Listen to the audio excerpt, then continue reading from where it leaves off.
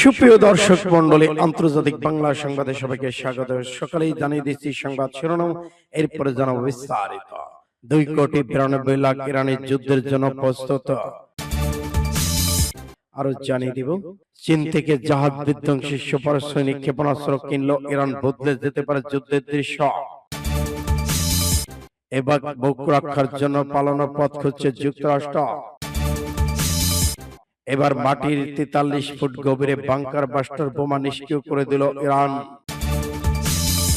ফের যুদ্ধের হুমকি, হরমুজ প্রণয়ে যুক্তরাষ্ট্রের 12 যুদ্ধ জাহাজ।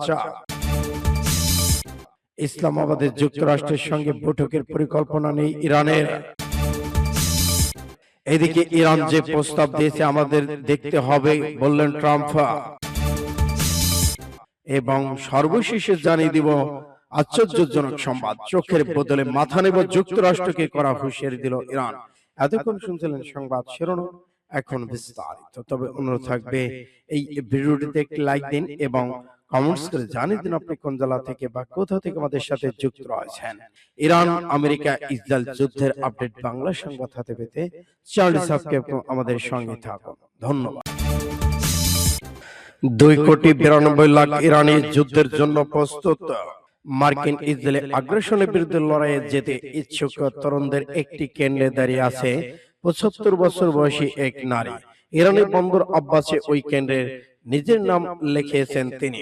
নিবন্ধ কেন্দ্রে এক স্বেচ্ছাসেবক বৃদ্ধ জাতীয় পরিচয়পত্র হাতে নিয়ে ভালোভাবে দেখলেন, তারপর বললেন, মা, আপনার বয়স 75, এই বয়সে কেউ কি যুদ্ধে যেতে পারে?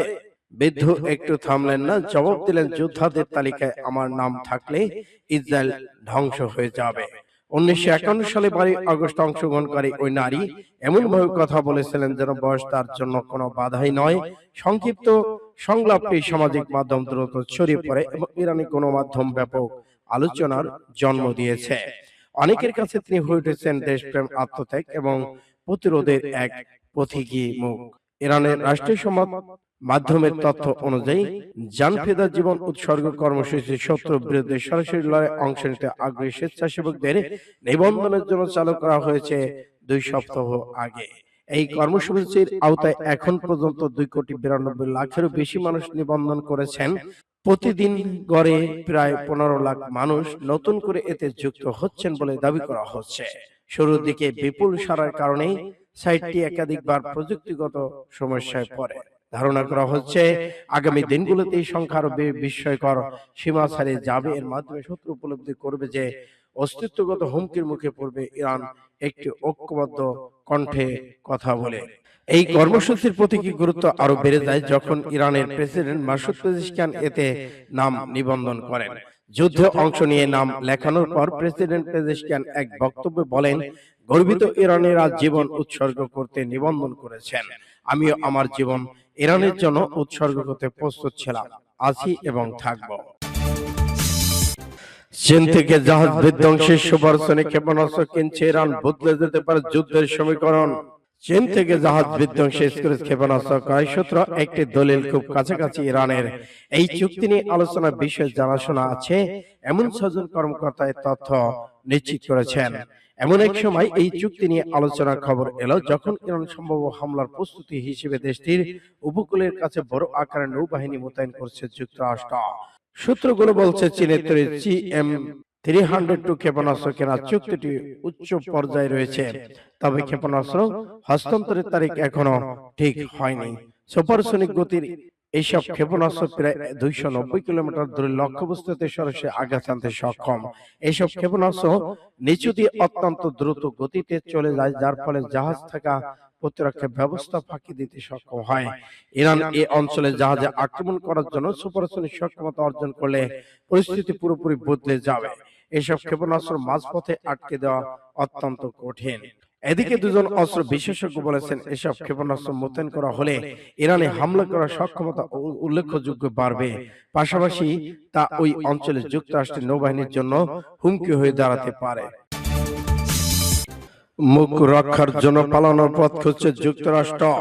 ইরানের প্রতিরক্ষা মন্ত্রণালয় দাবি করেছে যুক্তরাষ্ট্র যুদ্ধ থেকে বের হওয়ার জন্য মুখ রক্ষার পথ খুঁজছে।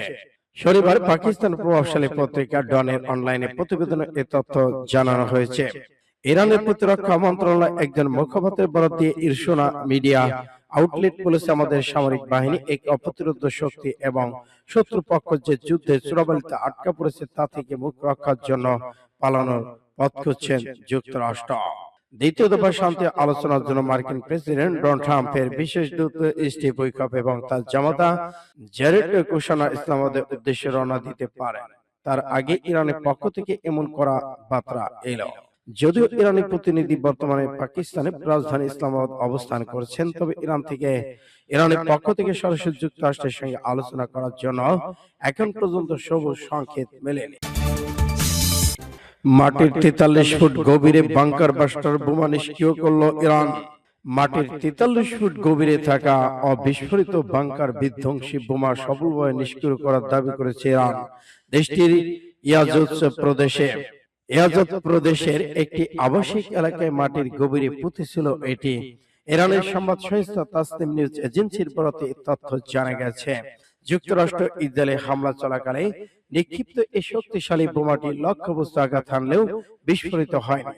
এটি আবাসিক এলাকায় প্রায় 13 মিটার মাটির নিচে ঢুকে গিয়েছিল।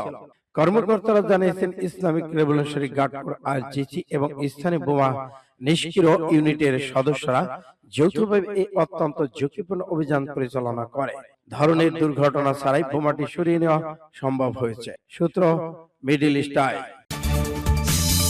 ফের যুদ্ধের হুমকি, হরমুজে যুক্তরাষ্ট্রের 12 যুদ্ধ জাহাজ, 10,000 সেনা।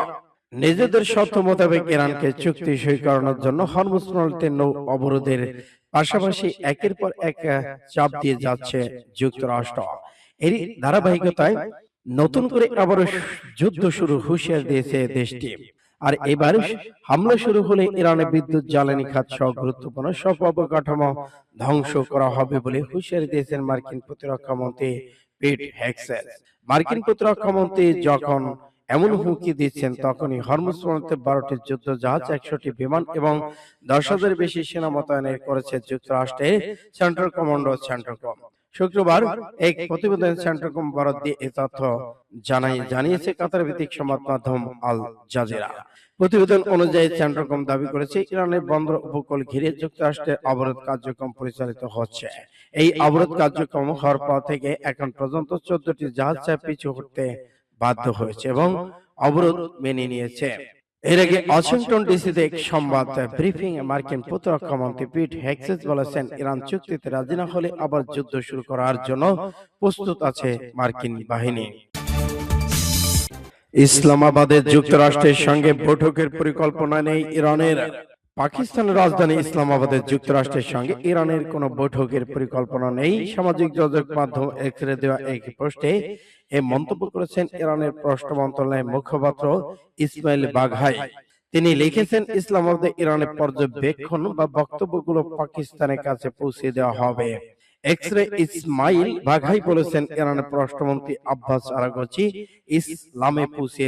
ইসলামাবাদে পৌঁছিয়েছেন। তিনি পাকিস্তানের উচ্চ পদস্থ কর্মকর্তার সঙ্গে বৈঠক করবেন। এই বৈঠক মূলত যুক্তরাষ্ট্রে চাপিয়ে দেওয়া যুদ্ধ বন্ধ এবং এই অঞ্চলে শান্তিপূর্ণ ধারে পাকিস্তানের চলমান মধ্যস্থতা প্রচেষ্টার অংশ হিসেবে অনুষ্ঠিত হচ্ছে। সূত্র আল জাজিরা। ইরান প্রস্তাব দিয়েছে, আমাদের দেখতে হবে কি হয় ট্রাম্পের ঘোষণা। ইরানের সঙ্গে চলমান আলোচনার বিষয়ে নতুন বার্তা দিয়েছেন মার্কিন প্রেসিডেন্ট ডোনাল্ড ট্রাম্প। শুক্রবার বার্তা সংস্থা রয়টার্সকে দেওয়া এক সাক্ষাৎকারে তিনি এ দাবি করেন। ট্রাম্প বলেছেন, যুক্তরাষ্ট্রের কাছে একটি প্রস্তাব পাঠানো প্রক্রিয়া চালাচ্ছে ইরান, তবে সেই প্রস্তাব বিষয়বস্তু সম্পর্কে এখনো তিনি নিশ্চিত নন। ফোনে দেওয়া ওই সাক্ষাৎকারে বিস্তারিত কিছু না জানলেও ট্রাম্প বলেছেন, বর্তমান ইরানের দায়িত্বে থাকা ব্যক্তিদের সঙ্গে মার্কিন প্রতিনিধি দল আলোচনা চালিয়ে যাচ্ছেন। প্রেসিডেন্ট ট্রাম্পের ভাষ্য মতে, ইরান আলোচনার মাধ্যমে একটি চুক্তিতে পৌঁছাতে আগ্রহী। যুক্তরাষ্ট্র দাবিগুলো সমাধানের লক্ষ্যেই তেহরান এই প্রস্তাব তৈরি করছে বলে তিনি উল্লেখ করেছেন। সূত্র আজ টুডে। চোখের বদলে মাথা নেব, যুক্তরাষ্ট্রকে করা হুঁশিয়ারি ইরানের। যুক্তরাষ্ট্রের বিরুদ্ধে আবার করা হুঁশিয়ারি দিয়েছেন ইরানের শীর্ষ সামরিক উপদেষ্টা মোহসেন রেজাই। তিনি বলেছেন, যুক্তরাষ্ট্রের জন্য শেষ সময় ঘনিয়ে আসছে এবং হামলা চালানো হলে ইরান এবার চোখের বদলে মাথা নেবে। ইরানের রাষ্ট্রীয় বার্তা সংস্থা RN-কে দেওয়া সাক্ষাৎকারে জিয়াজি বলেছেন, যুক্তরাষ্ট্র যদি ইরানের অবকাঠামো আগাছা নেয় তাহলে তেহরান পাল্টা জবাব যুক্তরাষ্ট্রকে পঙ্গু করে দেবে এবং উপসাগরে তাদের জাহাজগুলো ডুবিয়ে দেবে। তিনি সতর্ক করে বলেন, যুক্তরাষ্ট্রকে এই সংকট থেকে বাঁচার সময় খুব বেশি নেই।